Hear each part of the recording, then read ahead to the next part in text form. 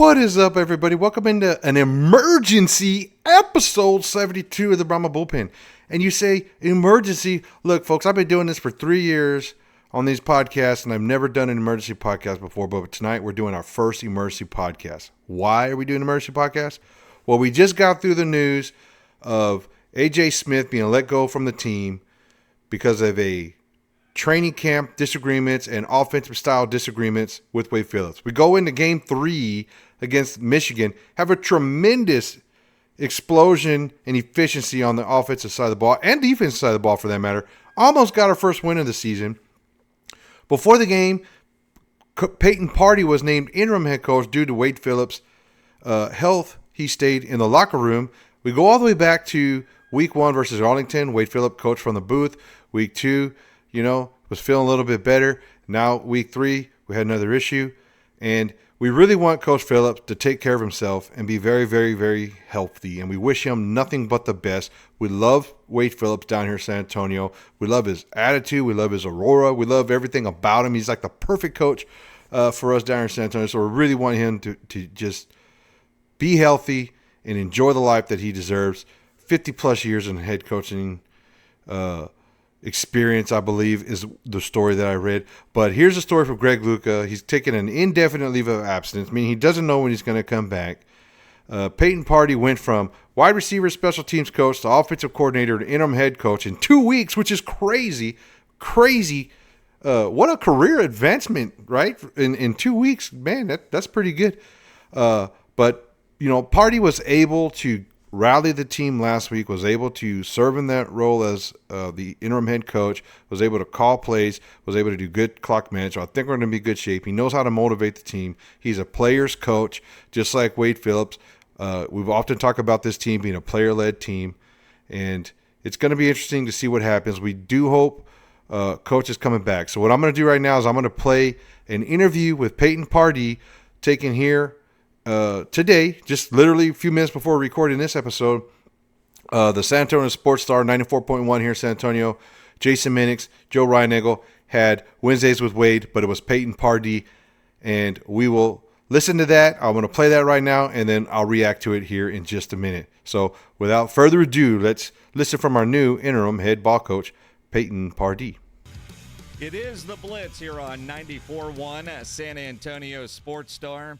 He's Joe Reinagel. I'm Jason Minix. Wednesdays with Wade, with a twist today.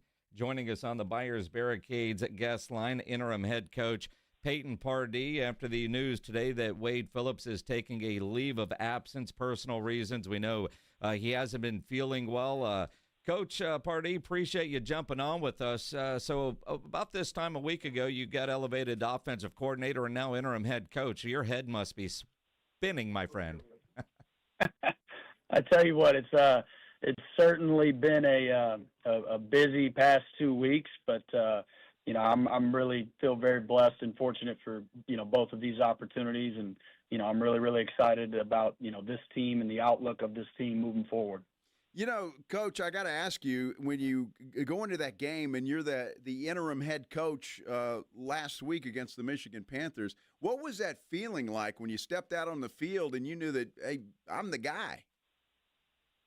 It's a feeling kind of like unlike any other, but all that was really going through my mind is I just want to be able to serve these players as best as I possibly can, because I'm a big believer in kind of what I've visited with the team about earlier today is myself, Coach Wade.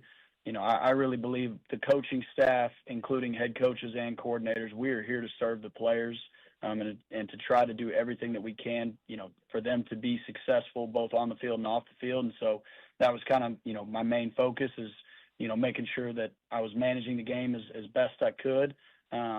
And then at the same time, making sure that we were, as productive as we could be on offense. Peyton Pardee joining us here on the Blitz, interim head coach of the San Antonio Brahmas.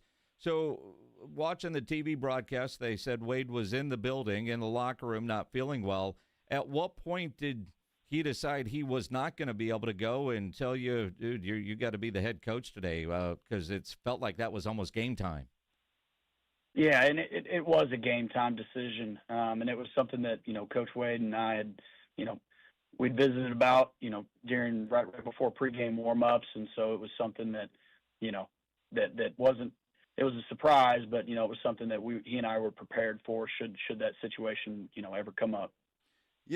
Coach, it's been a rough season for you guys. I mean, but having to start on the road the way that you have, this game felt like a game that you guys had a real opportunity to win. And it seems like the team played better in this game overall than they had the first two. Would you agree with that?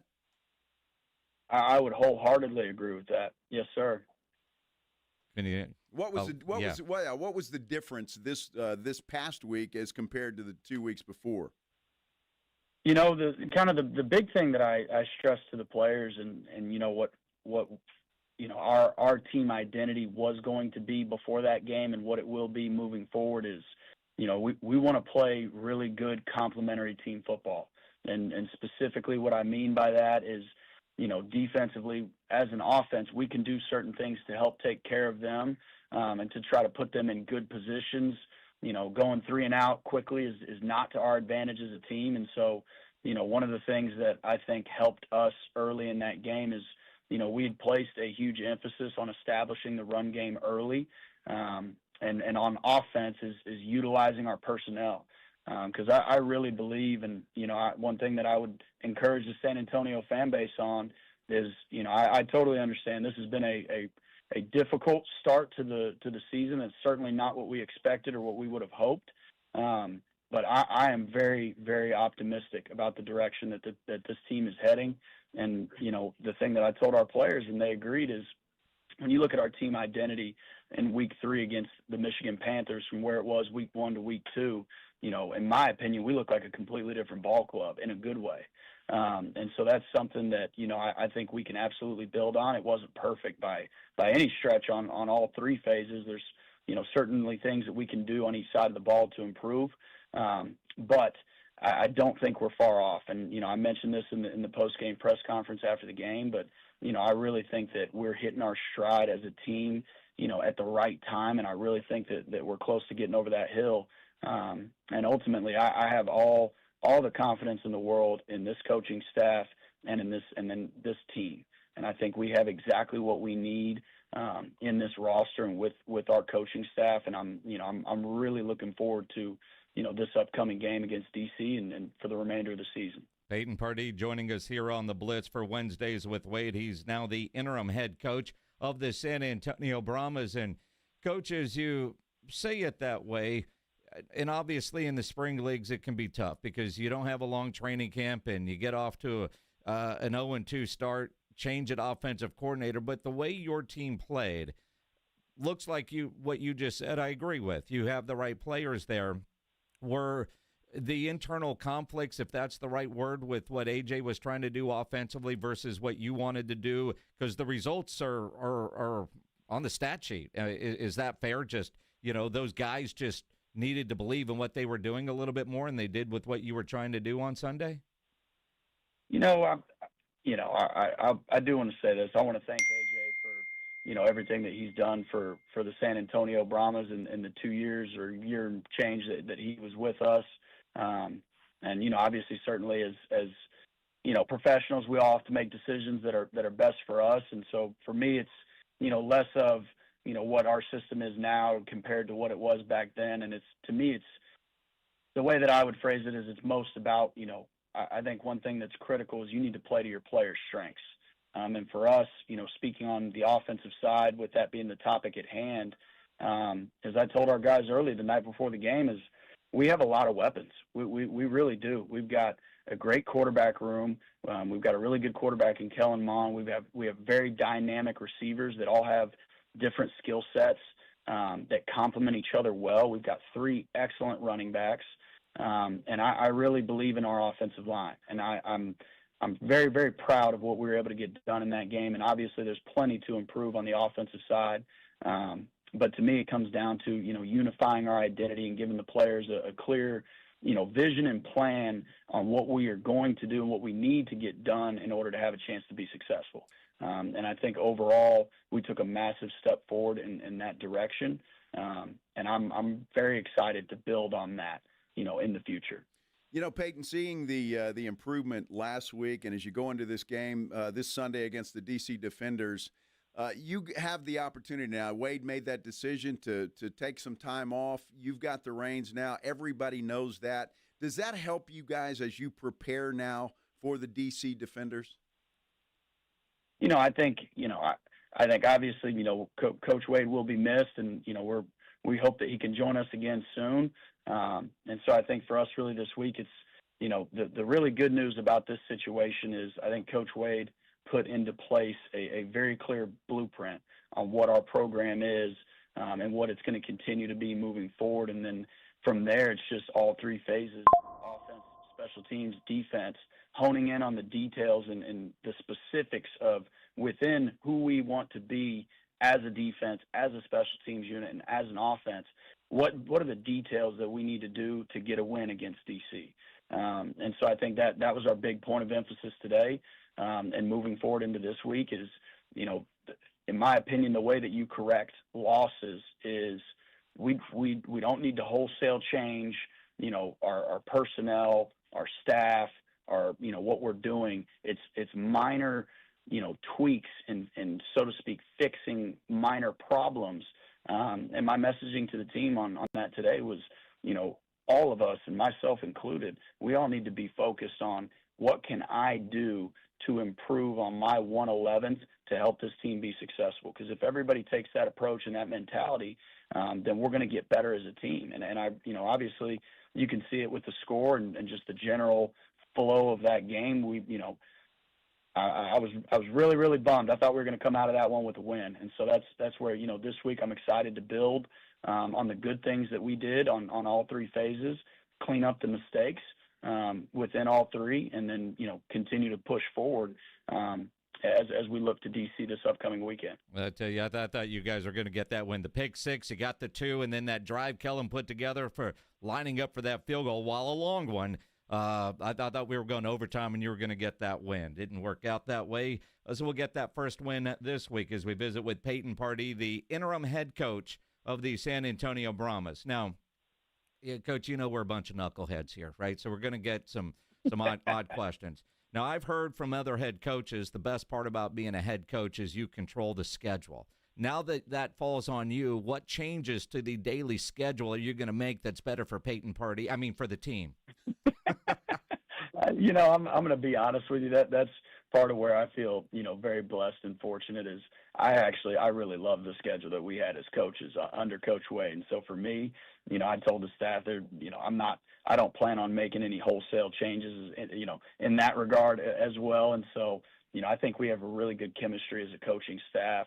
And so, to answer your question, there's going to be no major schedule changes or anything on the menu, nature. At least something, better desserts. There's got to be something that's going to have the Peyton Pardee stamp.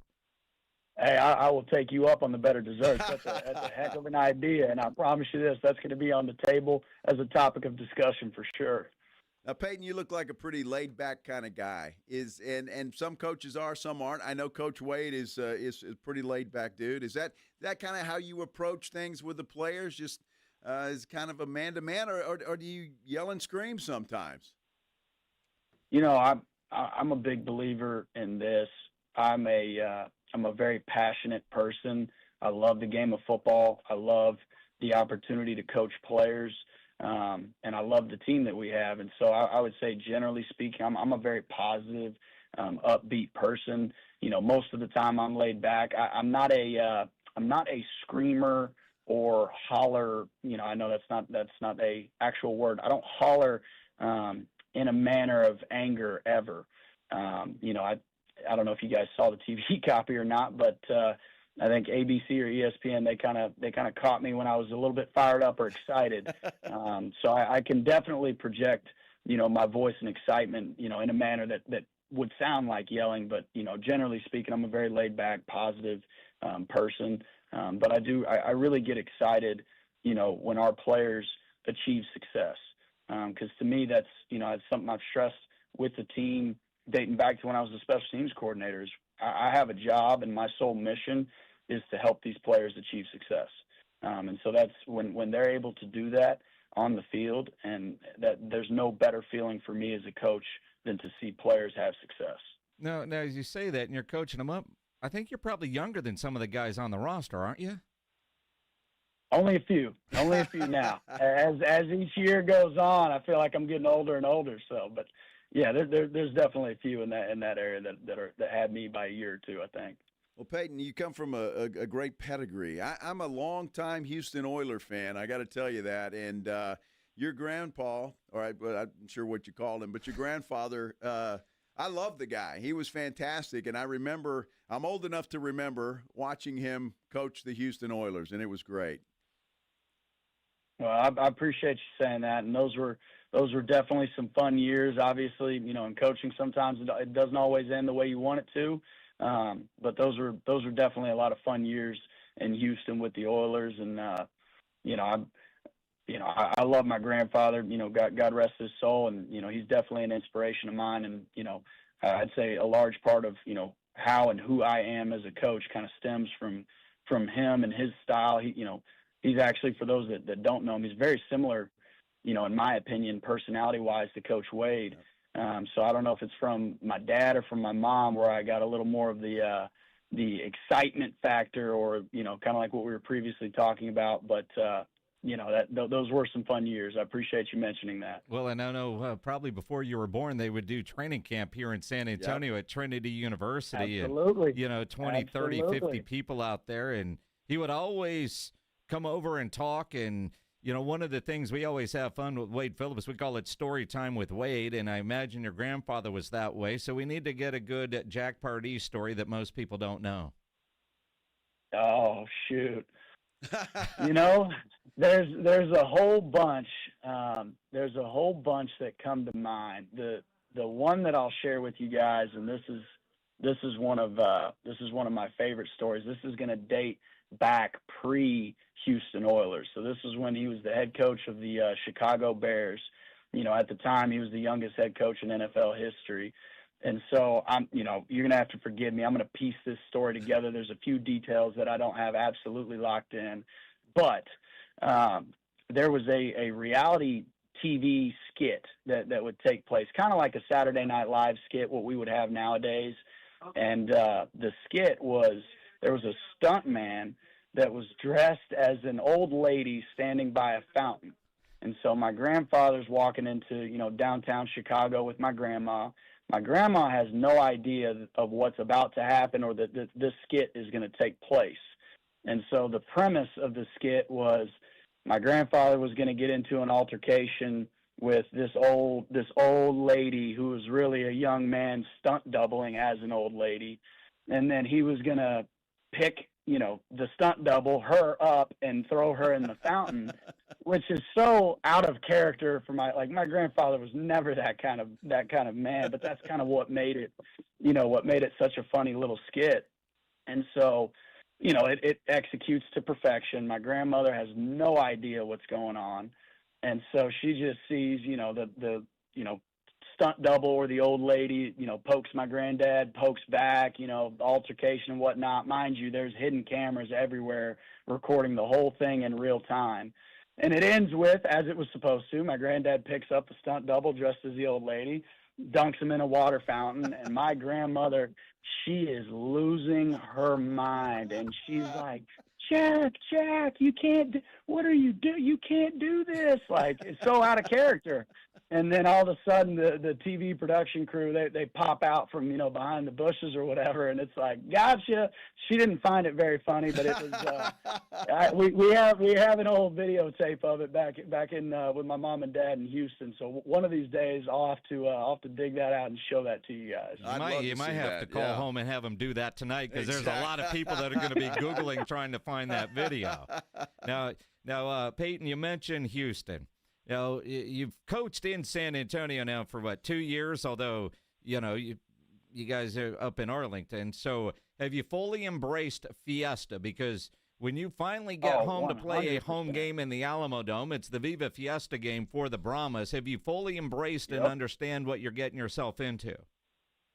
So I do, and I'll kind of close a couple circles for you guys. So my brother, actually, he's the quarterbacks coach at the University of Incarnate Word down in San Antonio, And so I got to experience Fiesta for my first time last year. And we were able to kind of go out in the town and participate in some events. And then, periodically visiting my brother later on in that year after that game. I would say this. I love San Antonio. It's an incredible city. I was able to, and fortunate when I was in college, I was able to recruit the city of San Antonio. The way that the city backs, not only the San Antonio Brahmas, but just backs the sports in that area is truly second to none. And so to answer your question, yes, I'm very familiar and up to speed with Fiesta and the whole celebration.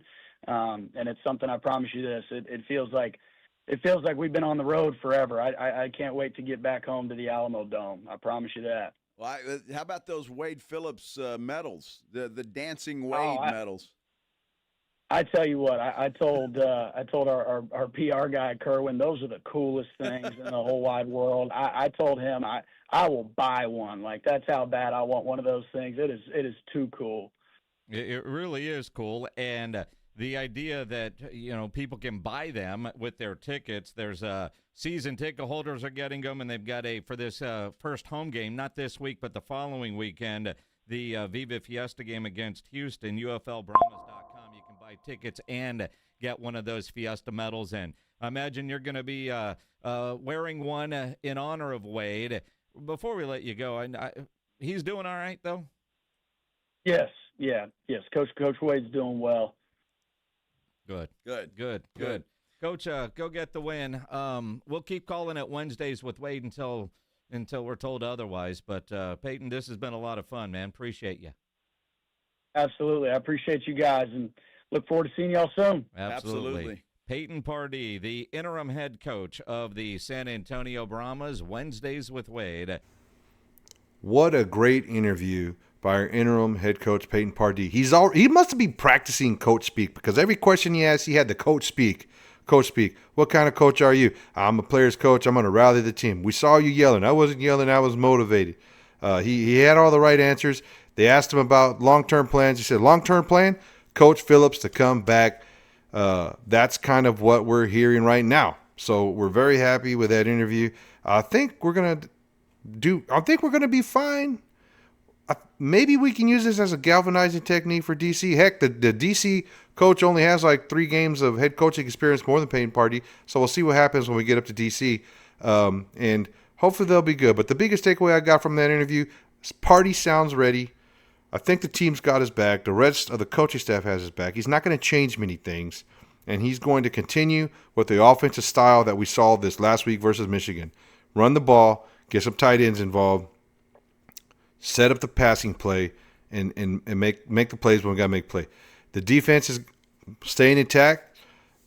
They haven't announced who's going to take over Pardee's offensive coordinator position. He's probably going to just be offensive coordinator and head coach. Maybe they'll bring in like an analyst or something to kind of help out. Maybe Wade Phillips will still be an analyst and just kind of help with that. Building the game plan, 100% building the game plan is going to be difficult. I did like the point that Pardee said that, it's not like Wade Phillips wasn't already preparing him for this. He was, before week 3, he was already telling him, hey, I might be out. You're going to be the man. So Pardee's probably already been very instrumental in the game plan and breaking down the other team's defense and doing that. And, of course, we know the defensive side of the ball, Coach Will Reed and Acuff are doing their thing to break down those defenses and make sure their teams are ready.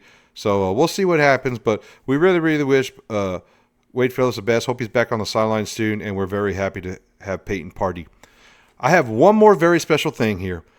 I decided that I wanted a casual fan's take on all this crazy news going on with the UFL League, the coaching changes, the preseason drama, Brahmas coaching changes.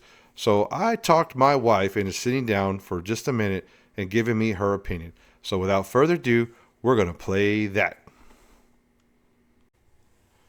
And making her bullpen debut, my wife, Jennifer, the one who lets me do all this crazy football stuff. And I have a very specific reason why I want her here.